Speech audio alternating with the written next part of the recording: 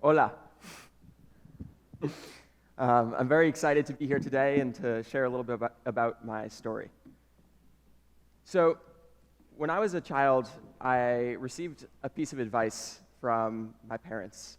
I grew up as the spawn of a mother who's a dancer and a father who's an oil painter. And I would often go painting with my father, and as he would embark on a large piece, I would sit and scribble on a small piece of paper with a pencil. And inevitably, I would come to a point where I did something I didn't want to do. I made a line that was, in my mind, a mistake. And I asked him for an eraser one day. And he replied, "There are no such things as mistakes in art." And kind of went on to explain that mistakes are what drive creativity. It's that unintended consequence that causes you to do something that you wouldn't otherwise do. And the process of continuing is the process of creating something beautiful. Now, this seemed preposterous to me as a kid, but the older I've gotten and the more experience I've had in life, I've started to really take this advice to heart and to use it as a driving force, and even more so, to view the projects that I engage in as almost canvases in and of themselves. So today, I'd like to share with you the canvas that I've been working on for the past 5 years, which also explains why there's a teddy bear sitting next to me, called Jerry the Bear. So Jerry is a completely interactive learning tool for children who are diagnosed with type 1 diabetes. They take care of Jerry much in the same ways that they're taken care of. They squeeze Jerry's fingers to check his glucose level. He's feeling pretty awesome today, so am I. They can feed him foods and give him insulin. And the real magic happens through a series of 21 animated storybooks that play in his belly. And it takes kids through this tale of Jerry training for the All-Star Games, which are kind of like the Olympics, except with tree climbing and swimming with sharks and things that are way more kid-friendly.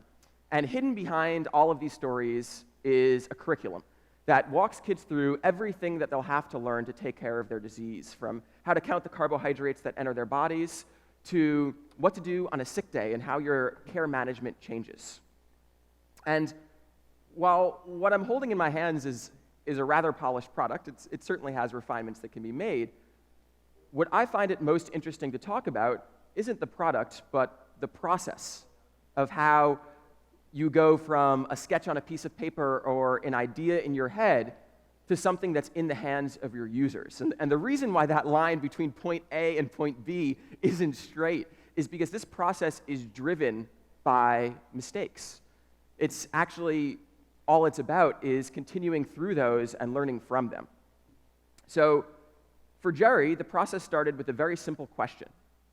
How can we improve the lives of children who are diagnosed with type 1 diabetes?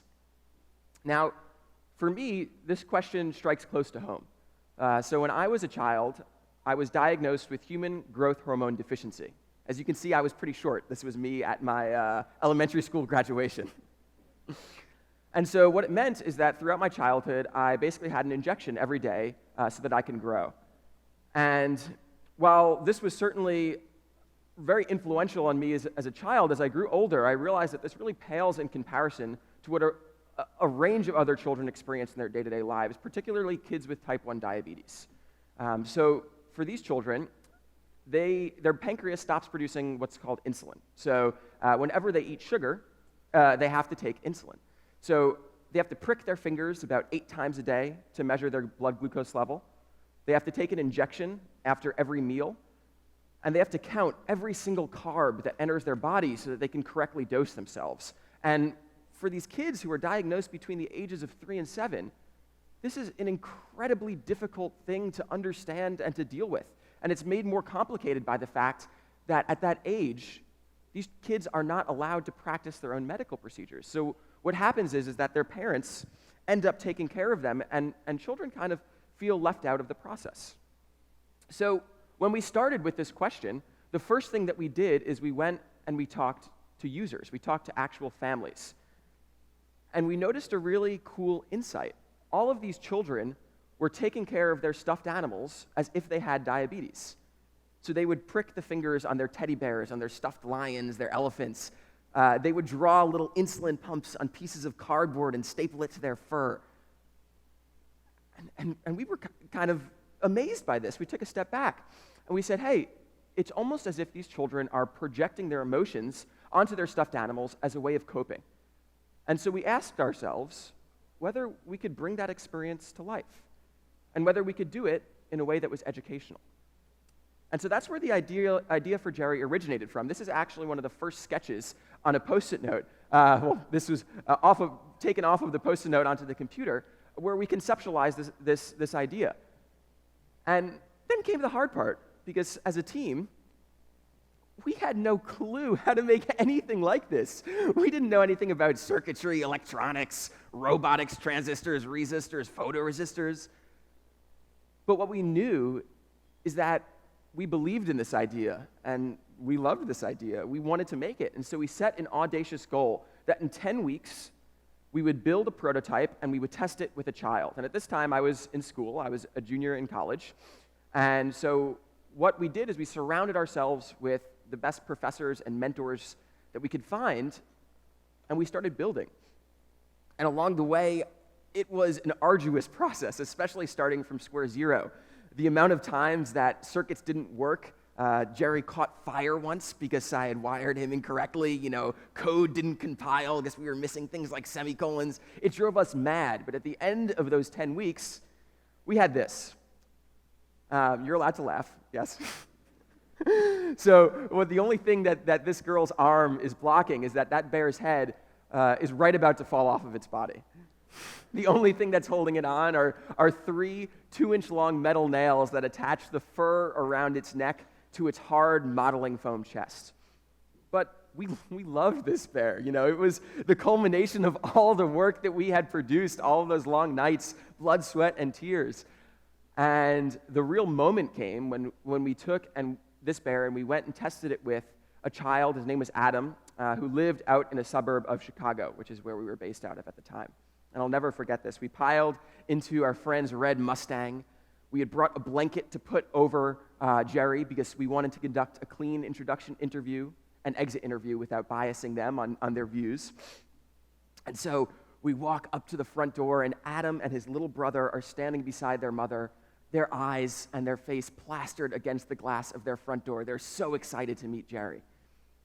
And we walk in, we do the interview, and as we're about to lift this blanket off of Jerry, my heart is pounding, and a pause. And the first words out of Adam's mouth are, "That's Jerry?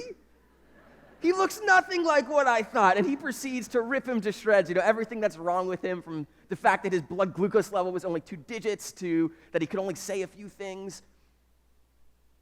But the simple fact, leaving after that experience, a little bit, heart in hands, very humbled, to see the excitement that him and his brother had, the glimmer in their eyes, the fact that they were waiting at the front door to meet the sheer concept of a teddy bear that shared this commonality with them, that shared diabetes, told us that we had something that was worthwhile, that we had something that needed to be pursued.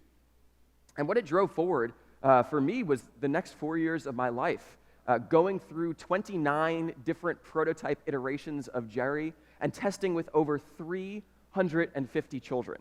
So below here, you see kind of the sequence of very tall Frankenbear to slowly but surely getting a little bit better. And what each one of these prototypes represents is the process of learning from mistakes.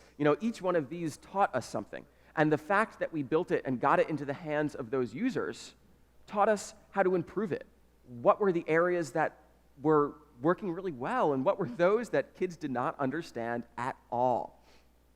And so the most gratifying moment came last Christmas. We shipped the first production run of bears out, and we reached 2% of children who were newly diagnosed back in the States. And for me, this was so very gratifying. It was kind of the process coming full circle, a way of helping my younger self.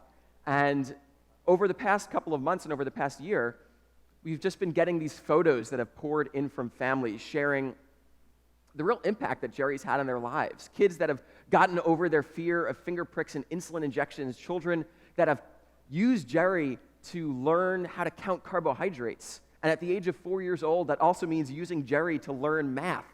and in this kind of simplified form of algebra.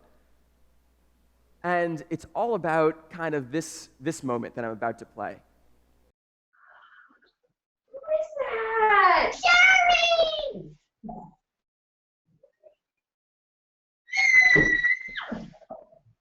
I want to give that feeling to every child diagnosed with a chronic illness. And so that's why myself, my team, we started this company, Sproutel. And our goal is to not only continue creating Jerry the Bear, but to create similar tools that improve the lives of children with severe food allergies, asthma, childhood cancer, congenital heart disease, kids that are facing these incredibly difficult things at a young age, and helping them understand them and helping bring a little bit of fun to that scenario. So to take a step back and to synthesize, when Gustavo asked me to come here and to speak, I wanted to reflect on the elements of the process that got from point A to point B. And it really boiled down to three things. The first is a problem that I was truly passionate about. And for me, this came from having a personal experience in my life, something that I can relate to. And the next, it kind of goes very hand in hand with problem. It's that aspect of passion. It's the thing that makes it so that when you wake up in the morning and when you go to bed at night, this is what you're thinking about. This is what you're driving towards. And what those two, problem and passion, what they let you do is they let you get through all of these mistakes, because that's really the most important part of the process, is making mistakes. Without those, there's nothing to learn from. There's no clear line from point A to point B. It's the process of reacting. It's the process of iterating. It's the process of putting something out into the world and seeing how people use it, what works and what doesn't. And so I would actually argue, and I would make the case, that in art, in business, in design, all of these processes are really just the act of translating mistakes into forward progress. And so the thing that I would encourage everybody in the audience, whatever that canvas in your life be, whether it be a business, whether it be a problem that you're facing, is to think about mistakes as happy surprises, as things that you welcome, as things that will encourage you to be more creative, that will drive you forwards. So thanks so much for having me here. It's been a real pleasure to be able to share my story. Obrigado.